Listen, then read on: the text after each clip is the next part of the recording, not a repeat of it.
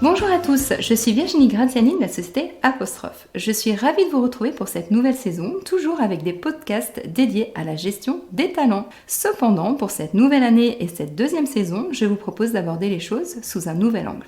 Je partage en effet le micro aujourd'hui avec une invitée prête à nous livrer un formidable retour d'expérience. Aujourd'hui, j'ai le plaisir d'accueillir Nathalie Sens, consultante spécialisée dans l'approche intuitive. Bonjour Nathalie. Bonjour Virginie, bonjour à tous. Alors Nathalie, tu accompagnes les entreprises avec une démarche peu courante, notamment pour travailler sur la vision et sur l'intuition. Alors ça peut paraître un peu ésotérique, tu nous en parleras, mais tu vas surtout nous expliquer comment tu as personnellement découvert ta propre intuition, que d'ailleurs tu n'as pas prise au sérieux immédiatement, avant de t'y intéresser beaucoup plus en profondeur. Et tu nous livreras 3 outils à destination des RH et des managers qui souhaitent aussi développer du coup leur intuition au sein des équipes. Alors pour commencer, je te laisse nous présenter ton parcours. Merci Virginie. Alors j'étais destinée à être chirurgienne, c'était ma vocation. Et les aléas de la vie m'ont menée en fait à explorer mon côté entrepreneurial en gérant des entreprises, en créant des entreprises. Et puis l'appel de fond est revenu plus fort, donc je me suis dirigée vers les soins énergétiques. Et puis à force d'observer effectivement cette patientèle,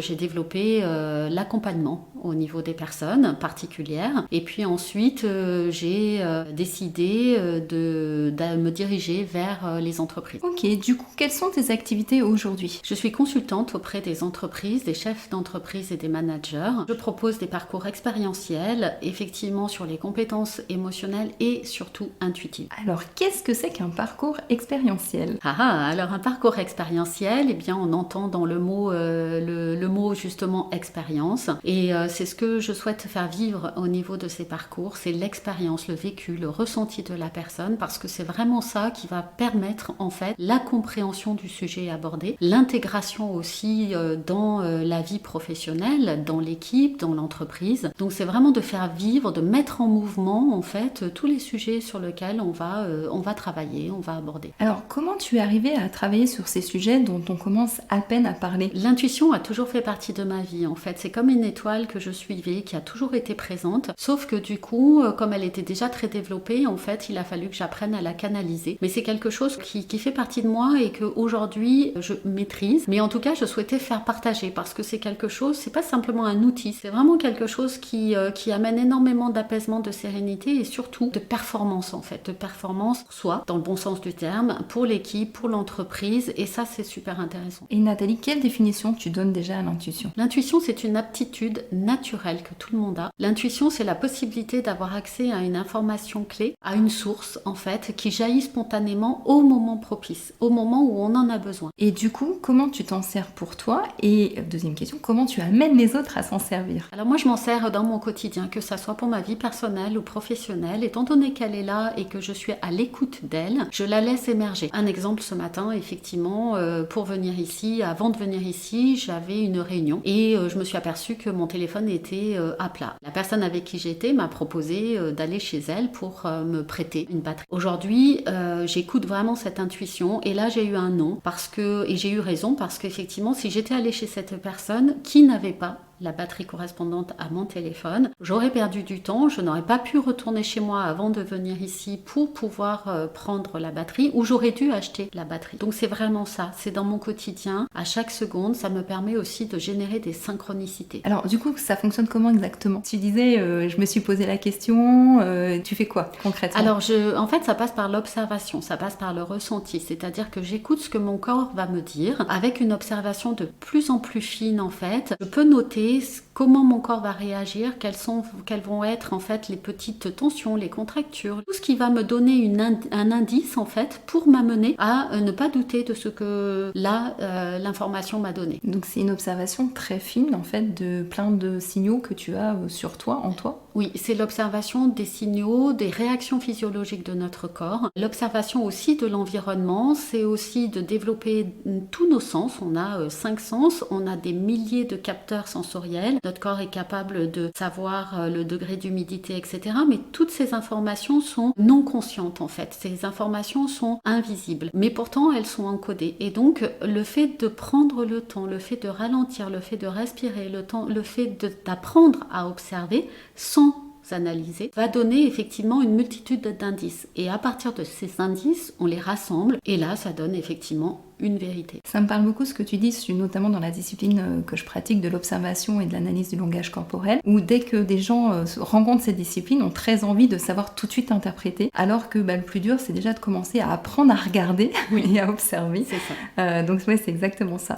Qu'est-ce qui t'a donné envie d'approfondir ce domaine qui peut paraître très abstrait pour certains? Quel a été le déclencheur pour toi? Alors effectivement, ça peut paraître abstrait parce que justement, on n'avait pas la connaissance jusqu'à présent. C'est quelque chose, comme je disais au début, je ne sais sans savoir en fait. Donc je ne peux pas expliquer par des mots parfois, je ne peux pas expliquer le raisonnement qui m'a mené à conduire à intuiter ou à dire voilà, c'est comme ça, c'est cette personne ou c'est cette situation, c'est là où il faut aller. Et à force en fait de me réfréner, à force de mettre sous silence ce que je ressentais, parce que j'étais confrontée à des personnes qui ne pouvaient pas me comprendre, qui me demandaient mais comment tu le sais? Eh bien, je haussais les épaules en disant je ne sais pas. Donc au fur et à mesure en fait, ça a commencé par m'étouffer, ça a commencé par me mettre en tension et ça m'a fait perdre l'équilibre dans ma vie personnelle et professionnelle. C'est comme si j'étais sur des chemins avec plein d'épreuves, plein de difficultés, alors que moi, si je suivais cette étoile et ce que je sentais, le chemin était extrêmement fluide. Qu'est-ce qui t'a permis ensuite de passer le cap du coup et d'oser suivre ton intuition? Eh bien, c'est justement ce point de rupture quelque part entre effectivement cette tension extrême. Eh bien, c'est de relâcher tout ça et de dire mais finalement, ce que je ressens, c'est juste parce que c'est moi, parce que c'est mon corps, parce que c'est l'observation, parce que les sensations et les perceptions ne sont pas les mêmes que les autres, mais pour autant, elles sont valables. Et à force effectivement de prendre des murs, mais en même temps à force effectivement quand je la suivais que tout se manifestait de façon fluide, c'est-à-dire que je pouvais créer des synchronicités, je pouvais anticiper, avoir une vision beaucoup plus longue, beaucoup plus globale d'une situation et que ça matchait, eh bien je me suis dit maintenant écoute-la. Il faut y aller quoi. Il faut y aller. Ok, Nathalie, comment les neurosciences arrivent du coup à faire ce lien aujourd'hui entre cette intuition et puis ce qui se passe dans le cerveau, ce qu'ils arrivent eux à observer? Alors depuis une trentaine d'années, effectivement, les neurosciences ont observé le fonctionnement de l'intuition, mais surtout le fonctionnement de notre cerveau, des hémisphères du cerveau, on en a deux. Un qui est le cerveau de la logique et de l'analyse et l'autre des émotions, de l'intuition, etc. Et donc l'analyse de ce fonctionnement de ces deux lobes ont permis de montrer qu'ils étaient en connexion, en interaction l'un et l'autre, mais en même temps que le mode de réception des informations passées par le corps était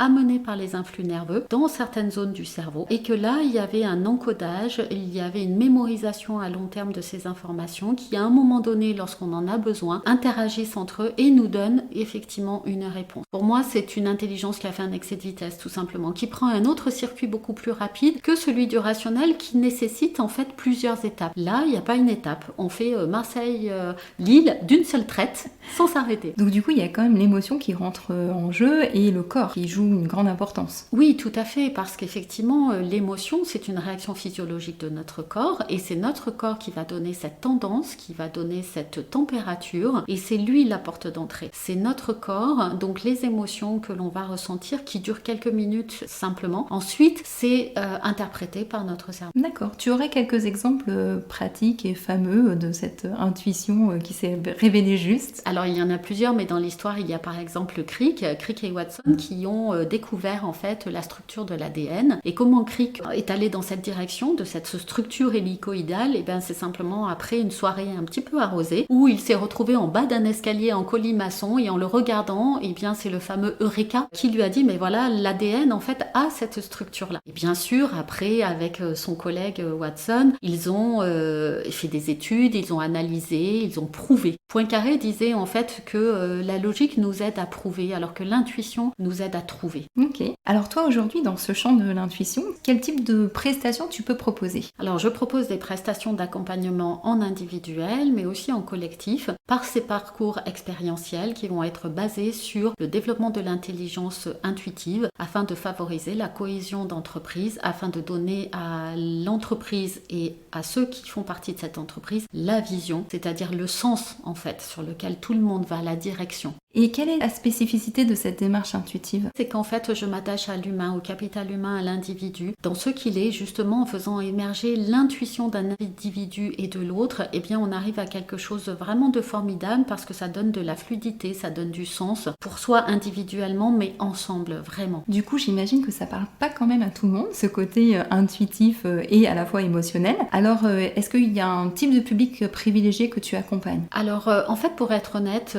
quand on commence à creuser un petit peu et parler de ça, eh bien, tout le monde a à un moment donné eu une intuition. Mais beaucoup de personnes, en fait, disent « Ah, mais c'est ça l'intuition » ou « Oui, mais je n'ose pas, en fait. » Et donc, tous les publics, en fait, puisque c'est une aptitude que tout le monde a. Donc, pour moi, j'ai pas de public différent, en fait. Maintenant, c'est ce que la personne souhaite en faire dans sa vie. Et pour les chefs d'entreprise, je pense que l'intuition mène à la vision, en fait, puisqu'aujourd'hui, il est difficile d'avoir des prédictions. D'accord. Étant donné que c'est un parcours expérientiel, comme tu le disais tout à l'heure, j'imagine que tes honoraires sont calés sur finalement des honoraires de formation. Oui, c'est calé sur les honoraires de formation parce que après un diagnostic qui est fait au niveau de l'entreprise, eh bien, on évalue en fait la durée du parcours, on évalue le nombre de participants et au terme de cela, eh bien, je fais une proposition par rapport à la prestation. Mais ce parcours vraiment expérientiel, on va laisser la possibilité d'expérimenter et c'est ça qui est très intéressant. C'est du sur-mesure, quoi. C'est vraiment du sur-mesure, effectivement. Ok. Alors du coup, tu nous gardais pour la fin